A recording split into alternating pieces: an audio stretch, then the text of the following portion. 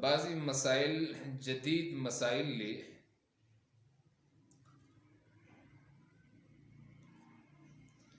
نو دغه جدید مسائل بیانول ډیر ضروری وي. اصل کې د دې ریسرچ او تحقیق انتهایی دقیق کار وي. بیا دغه کم دور جدید دی، په دې دور جدید کې چې کم مسائل لی هغې قیاس راوستل هم ډیر مشکل کار وي.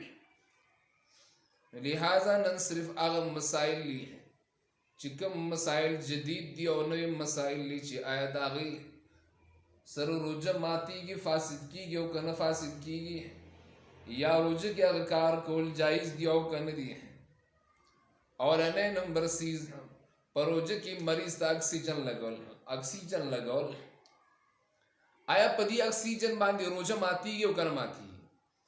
ګورئ، صرف خالی اکسیجن باندې روژه نه ماتیږي.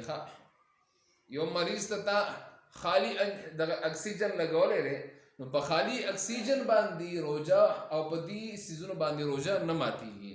ها، اکسیجن باندې هر روژه ماتیږي چې کله د اکسیجن سره نور څه قسمه دوای استعمال شي چې هغه به طور غذا استعمالیږي.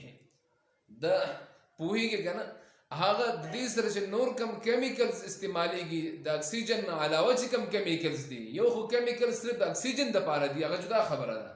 هغه کیمیکلز چې هغه د اکسیجن نه جدا دي د وجود د غذا د بدن د خوراک دپاره د قوت او د دې دپاره استعمالیږي. نو په دغه اکسیجن باندې بیا روژه ماتیږي، خالی اکسیجن باندې روژه په دې باندې روژه نه ماتیږي.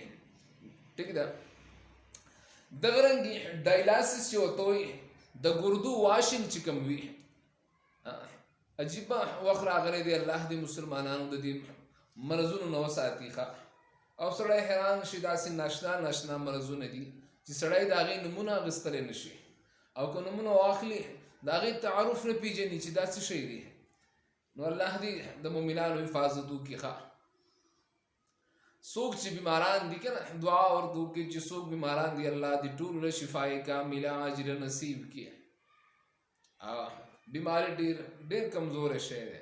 لوی عذر په دنیا کې مجبوري څه ده؟ بیماري ده. الله دې احتساطي مسلمانان. نو ډایلاسیس خبره مې کوله چې آیا ډایلاسیس باندې روژه ماتیږي او که نه ماتیږي؟ نو د عربو یو مفتی دی او یو فتاوا یې لیکلې ده، الشیخ ابن باز رحمه الله. هغه فتاوا کې خپل لیکلي دي الجنة الدائمه. الجنة الدائمه دا د هغې څه دي؟ دا د هغې فتوا ده. په دغه فتاوا کې هغه لیکلي دي چې یاره ډایلاسیس باندې روژه ماتیږي. پوه شوې؟ خو موجوده جدید تحقیق دا دی، اوس موجوده جدید تحقیق دا دی چې صرف په ډایلاسیس باندې روژه نه ماتیږي. ډایلاسیس معنی وینه صفا کول که نه، وینه صفا کول او هغه زائد وینه هغه چې کوم دی هغه لر کول، دغه وجود نه بهر ته راویستل د پیپانو په ذریعه باندې، او دا صفا کول واپسې بیا په وجود کې دننه داخلول. نو لیکن دا نه داخل شو نه خارج شو. اصل کې روژه ماتیږي یو خارج سینه چې هغه بد وجود کې داخل شي. دا د وجود خپل شی دی، دا خارجیږي او داخلیږي، دا د وجود خپل حصه ده. نو لہذا صرف ډایلاسیس باندې روژه نه ماتیږي. کله چې ډایلاسیس سره نور د طاقت دوایانې او کیمیکلز استعمالول شروع کړي، نو په دې باندې چې کوم دی بیا فتاوا عالمگیری وغیره او شامی او رد المختار دې ټولو راغستې دي چې په دې باندې روژه بیا نه ماتیږي، په دې باندې بیا روژه نه ماتیږي. او بله مسله ده چې اکثر خلک د ژبې د لاندې څه ګولۍ نیسي، ژبې د لاندې څه ګولۍ وغیره یو سیز نیسي چې د هغه سره شوګر کنټرول شي، یا د هغې سره د زړه چې کوم مسلې د زړه هغه چې کوم د کنټرول شي. نو لہذا دې باره کې هم عجیب چې کوم دی رایې دي. خو د دې کې بهترین مسله دا ده، بهترین دا ده، هدایم لیکلي دي او شامیم لیکلي دي. هغه وایي ومن ذاق شيئا بفمه لا يفطر. کم سیز لنډه خبره دا ده چې په دې ګولۍ باندې روژه نه ماتیږي. په دې ګولۍ باندې روژه نه ماتیږي. یاد ساتئ، ګورئ تر هغه وخته پورې چې کله دې په مرۍ کې د دې خوند ذایقه او د دې لاړې تېرې نه شي. صرف د ژبې سره محدود شي نو په دې باندې بیا روژه نه ماتېږي. او که چېرې دا محدود نشو په خوله کې، دا څه شو وړه شو او ویلی شو او دا خوند او ذایقه دا په مرۍ کې تیر شو نو بیا خو روژه ماته شو، هغه جدا خبره ده. صرف په دې ژبې د لاندې د ګولۍ ښودل په وخت د ضرورت کې په دې باندې روژه نه ماتېږي. په دې باندې څه نه ماتېږي؟ روژه نه ماتېږي.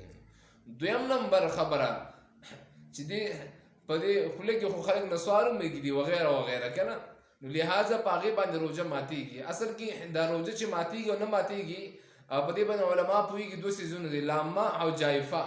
دا دوه څیزونه دي نو دا نسوار وغیره چې کوم دي دا ټول جایفې سره لامه ټولو سره تعلق ساتي، نو لہٰذا د ګولۍ چې کوم د نه جایفې سره څه تعلق نشته دی. ټیک ده، د دې د وجې نه روژه په دې باندې نه ماتېږي. او بله مسله ټوټ پیسټ باندې روژه ماتېږي او که نه ماتېږي؟ نو ټوټ پیسټ باندې هم روژه نه ماتېږي. ښه صاحبانو، روژه پې نه ماتېږي، مکروه کېږي، مکروه کار دی، ځکه چې لږه خوند خو یې دی که نه یاره.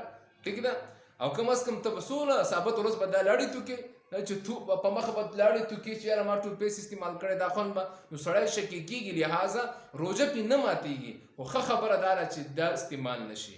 پاتې شو مسواک مسله چې هغه هر قسم مسواک وي. هغه لیکلي دي چې کان یابسن او رطبا او یابسن او ذائقا.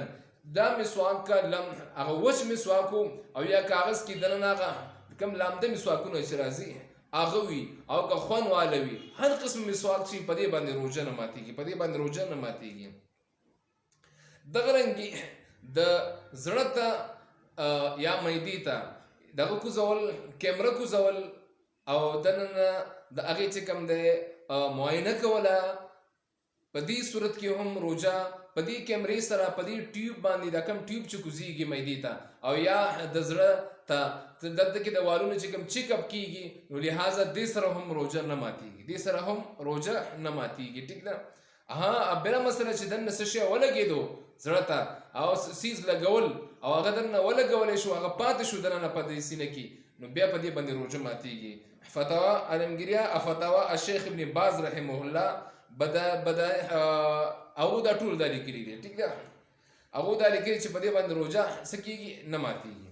او دغه رنګې زنانه چې کوم دي، زنانه حیض دپاره چې کومې روژې نیسي، د حیض دپاره چې کومې ګولۍ خوري، اکثر زنانه داسې دي داسې ګولۍ راوتې دي که نه چې هغو د حیض دپاره وخوري، حیض وینه پې بندېږي، ماهواري وینه پې بندېږي. نو که څوک دا ګولۍ خوري جایز دي، جایز دي، خو ګوره یاد ساتئ چې وینه بنده شو نو روژې به بیا نیسي، روژې ورباندې بیا فرض دي، روژې ورباندې بیا څه دي؟ بیا ورباندې روژې فرض دي. او د دې ګولو په خوړلو کې څه داسې غټه ګناه نشته دی، خو هسې میډیکل سیسټم دا وایي چې دا ګولۍ خوړل نه دي پکار. ټیک ده، ځکه الله جل جلاله یسألونک عن المحیض قل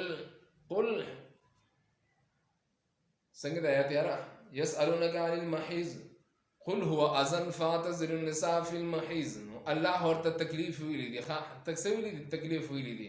دا دنه ایسارول او بندول نو دا د مرض ذریعه جوړیږي، مرض ذریعه جوړېدلی شي، نو لہٰذا په دې باندې چې کوم دی شریعت کې څه ممانعات نشته دی. او که چا دا وخوړل نو بیا به څه کوي؟